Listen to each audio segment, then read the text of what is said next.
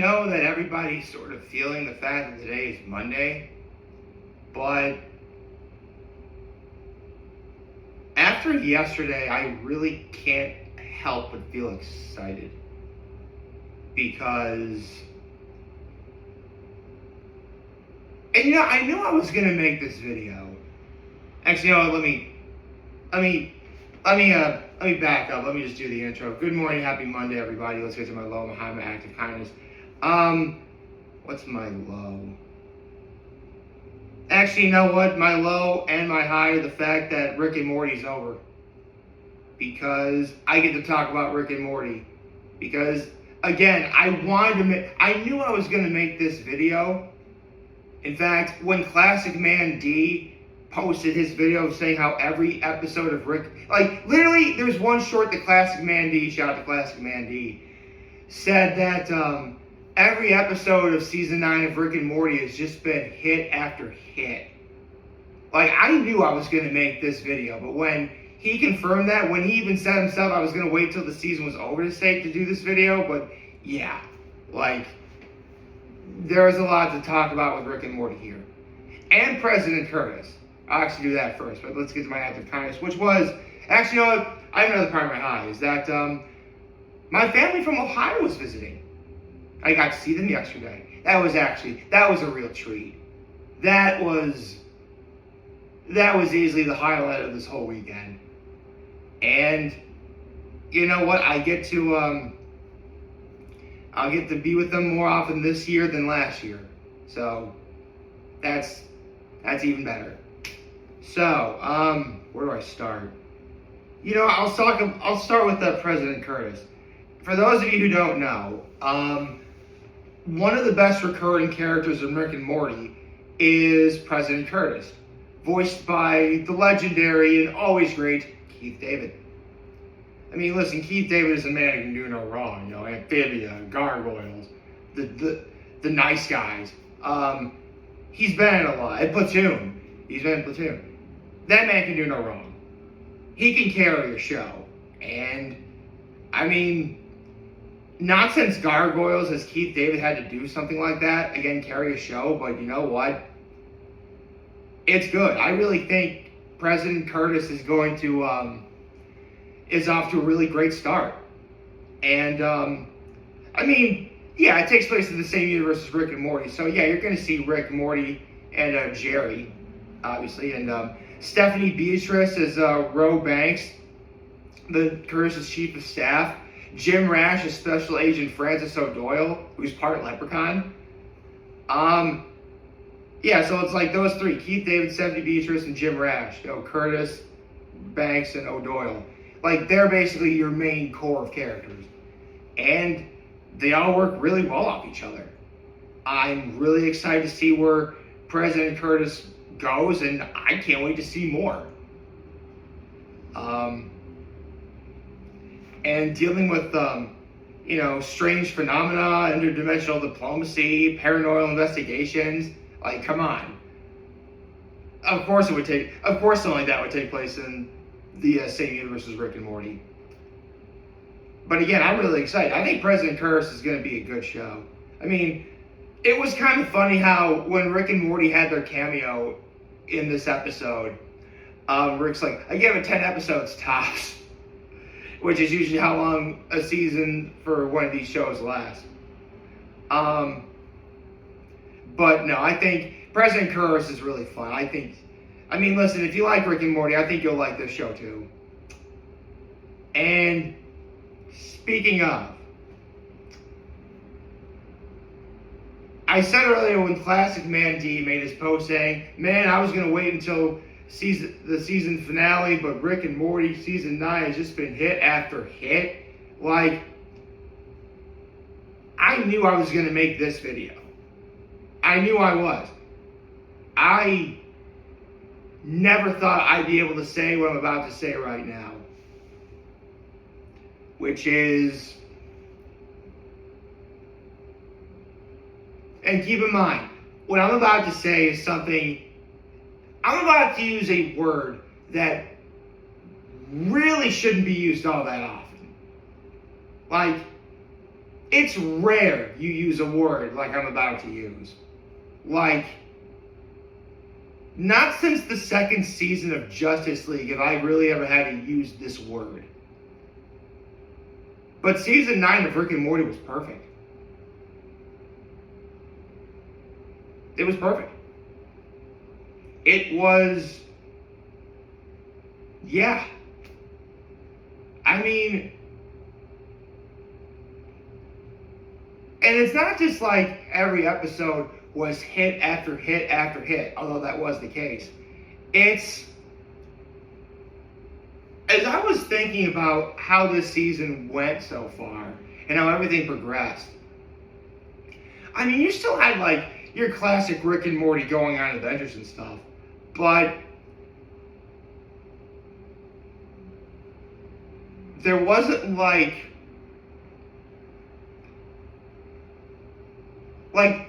I would say season 9 of Rick and Morty took the biggest risks in terms of, I mean, there was no like clip show episode like Interdimensional Cable or the Observers episode, which are great episodes, don't get me wrong, but they had none of that in season 9.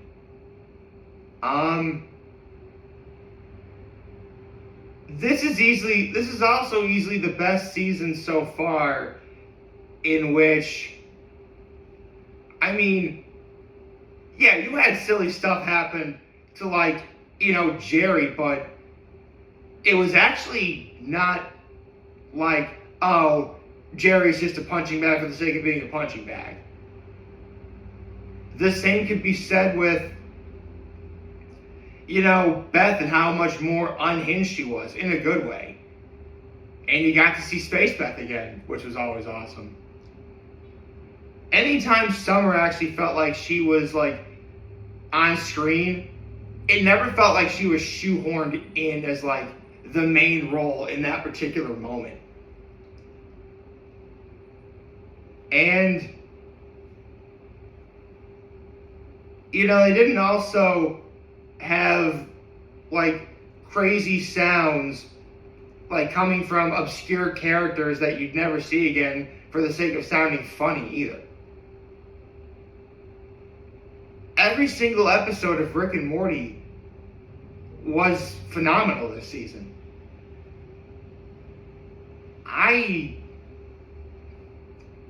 You'd have to be the nitpickiest of nitpickers if you wanted to find anything wrong with this season.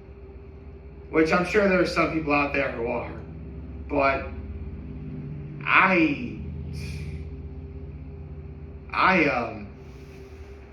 I got nothing.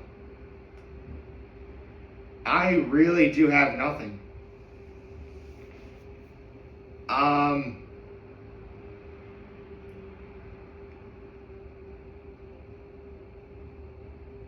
I think, you know, as of right now, Dan Harmon and the folks behind Rick and Morty, you know, they have officially reached their peak. But knowing them, they're only going to keep getting better. And I hope they do. You know, I truly do think that this season was perfect. And that's not even getting into the last episode of the season. Holy cow. Like, listen, Rick and Morty has done multiversal stuff from the very beginning. We all know this. We've all been watching that since, you know, season 1. But they actually tackled something that it never would have occurred to someone like me to think about. Because with infinite timelines, infinite universes and such, there's the idea of plenty of universes out there where,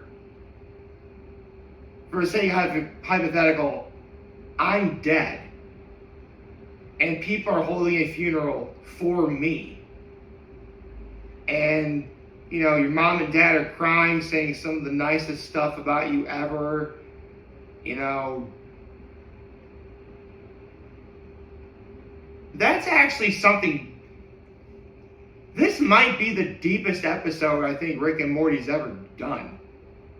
like, just the idea of, I mean, listen, Morty's never been fully happy with his life.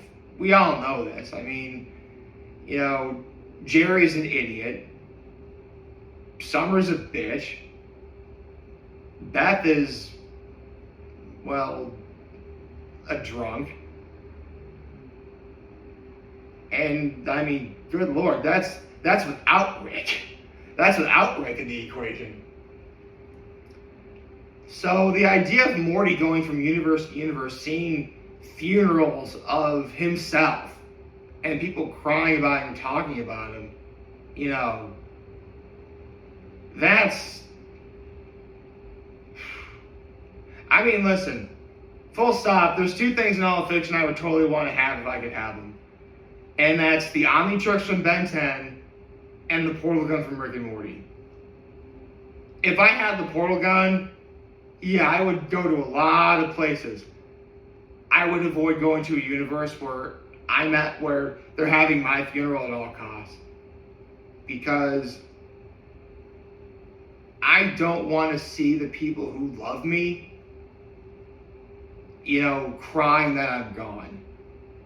Like, that's something, I mean, listen, that's something that we all have, that's a problem that we all have to face. Like, when we go, there's going to be people still here who will mourn for us and will bear that sorrow of us being gone. And yeah, I love that Rick and Morty actually took it in that direction. With, again, some Rick, I mean, obviously Morty would do something to screw this up, like he always does. You know, actually seeing a Rick that's sober, but he has to get drunk in order to make the portal gun, which I guess Morty really does ruin everything. But the very end of, like, because if you saw the trailer for this last episode, you would see that you know, Rick got a motorcycle and is on like a rotating platform. At the end of the episode, Rick and Morty ride on that motorcycle, and Morty refers to Rick as his dad. I mean, it really is a lesson that no one's life is ever perfect. There's going to be people in your life who, you know, yeah, they have problems in their own way, and that is annoying. But you love them all the same. You know, family's family. And Morty at the end of this episode realizes that no, he doesn't, you know, his family's not perfect, but that's okay. Because he's got what he's got. And I thought that was really beautiful. That was, I mean, when season 7 ended, they played with the idea that, you know, maybe Rick will no longer need Morty because of the fact that Rick defeated Rick Prime. And at the end of season 8,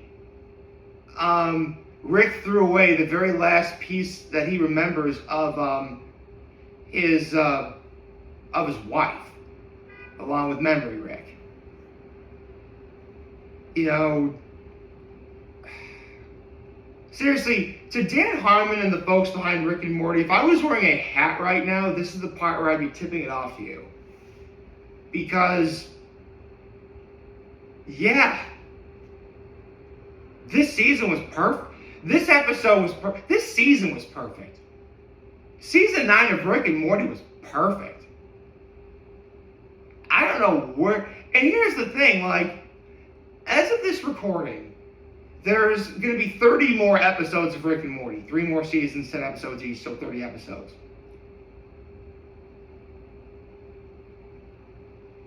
Where do you go from here? I don't know. I do not know where you go from here. But I can't wait to see it next year. I think we're all going to be in for a real treat when we get season 10 of Rick and Morty next year. Hopefully we get it next year. Or whenever we get it. And again, a show is really only as great as its cast. Specifically, Sarah Chalk as Beth Smith, Spencer Grammer as Summer Smith, Chris Parnell as Jerry Smith, and of course, Ian Cardone and Harry Belden as Rick and Morty, respectively. The five of you make that show work. Like, as of right now, I can say that Ian Cardone and Harry Belden are Rick and Morty. They took the foundation that Justin Roiland left behind, and by God, did they make it work. And I love that show, and I love this show for that. I love it. Like, seriously, everyone in this show was on point. And come to think of it, we didn't see President. You know what? That's why we didn't see President Curse in the season, because they had the show President Curse. Okay. Yeah. Season 9 of Rick and Morty was perfect. It was perfect. It was.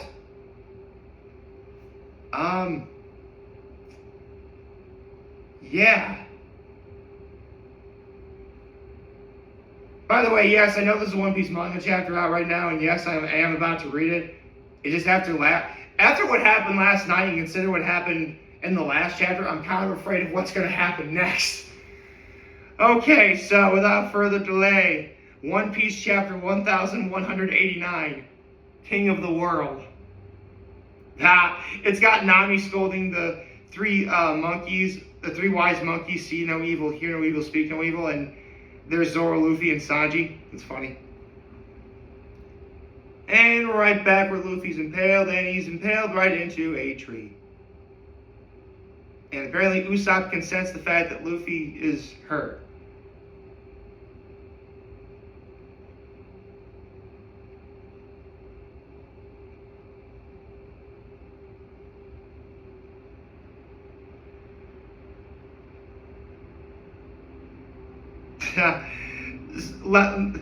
Usopp's worried about Luffy. Nami's like, when's Luffy ever been not okay? And then Jim is like, considering that he just beat a giant like Loki, and Loki's like, hey, who've been defeated? But Jinbei senses that Luffy suddenly got weaker. Okay, Frankie and Brooke are turning to Shuri, because the ice is officially melted.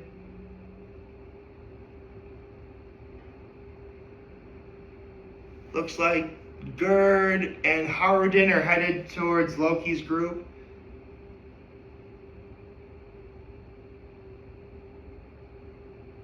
That's actually funny. Oh, Chopper saved him because he got all puffy. That's nice. Oh, Chopper was in, right. Oh, it's funny. Gerd says, thank you for saving us and being so cute and helpful. And every time, if you don't know, every time Chopper ever gets complimented, he says thank you, but he'll insult you too. Like, oh, you can't butter me up, you jerk. Okay, Gerd's gonna tend to Loki's wounds. Okay.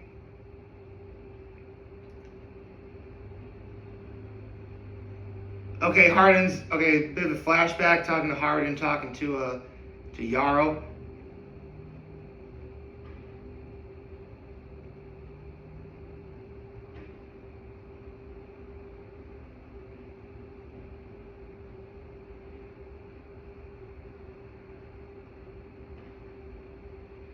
Okay. Yarrow says even if they do save the children,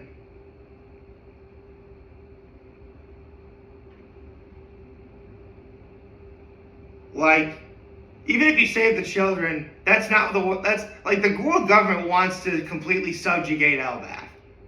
To make sure that when the final war happens, the Giants aren't going to be able to do a thing about it. Because it is the Giants that will play one of the big key roles in the upcoming war. Which, I mean, come on, it's Giants. Much like the Jotunheim Giants in Ragnarok. Or lack thereof in God of War Ragnarok, for that matter. So Emu pulls out another sword. And he's talking. Is he talking about? Is Emo talking about Ace and Sabo?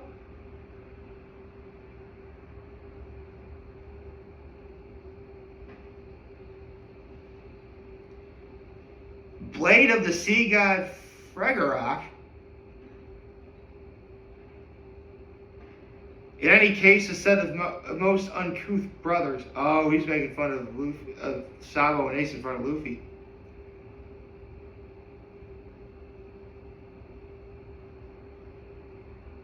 Okay, bit of a Loki flashback now. Talking to Scopper Gaban, Shanks, and Jarl.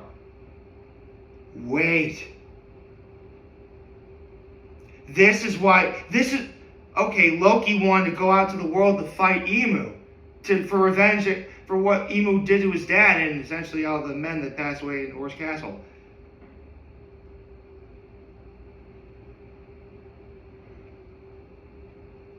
And then Shanks warns him, the government was trying to take over Elbaf. That's not their end goal. It's preparation for war.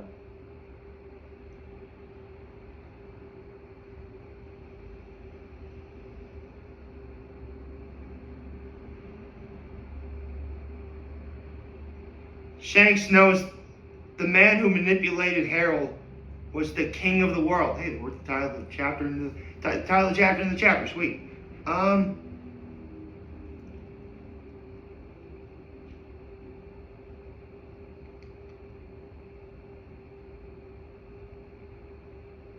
The king's power is immeasurable.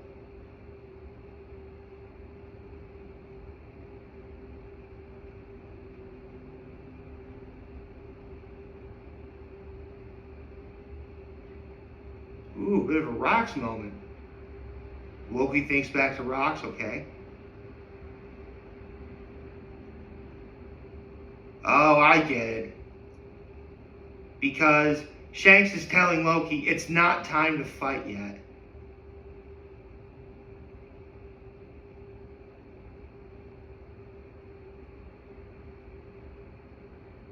So Loki says, I left home and spent a few years abroad. In the end, I never did find a way to get to him, referring to Emu.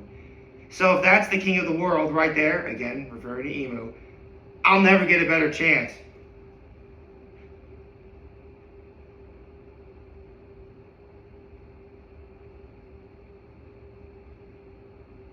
Hey! Harden's like, you know what? I've got no problem with it. Give me a chance to avenge my father too, because remember, Harold was Harden and Loki's father. They're half brothers. So this is the one time Harden and Loki have agreed on anything. Sweet.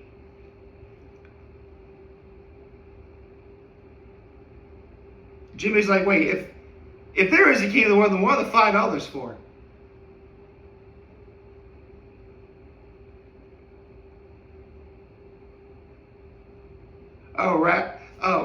Ratasker's talking to the guys, and Chopper translates, I froze because she's dangerous.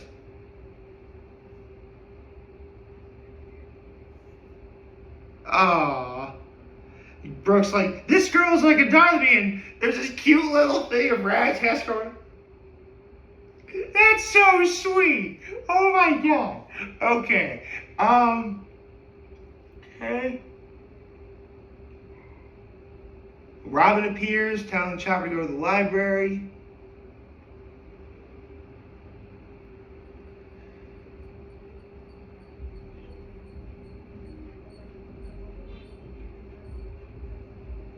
Another weapon that Luffy's going to get impaled with, the axe of Xingchan.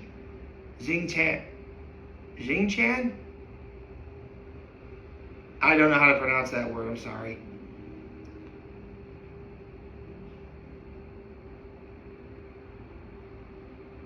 Oh, Zoro's fighting Summers.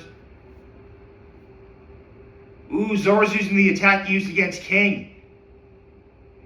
And Summers is using Graham. Okay, so looks like Summers is talking. 800 years ago, the 19 kings who created this world took an oath of equality, thrusting their weapons into the floor of the empty throne. Blade of Chaos, Tohu, Vohu, Nemesis, Longinus, Stigma, Muramasa. They are 19 of those weapons who brought the world to heal. The Great One used Owen to bring them back and grant them to... okay, so basically, there was a theory going around that every weapon that Ema was pulling out were the same weapons that the original 19 founders of the world government used. Oh, and it looks like that's the case. There's the power to conquer the world. From the Shepherd family, Graham. And killing him is using Longinus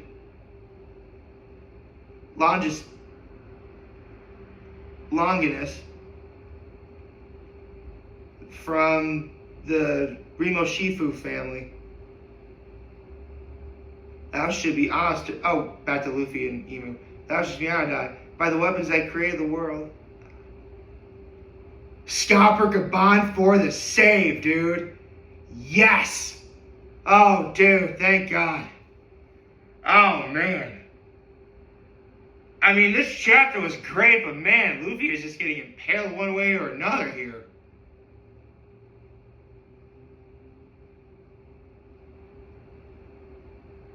I don't know what's going to happen in the next chapter, but we got to wait 2 weeks to see. So,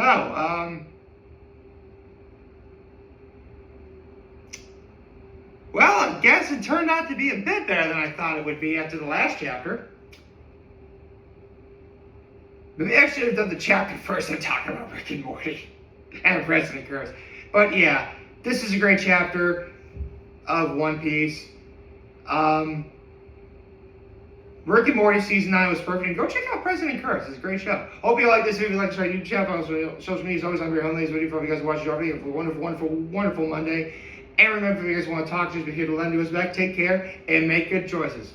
607 all day, baby.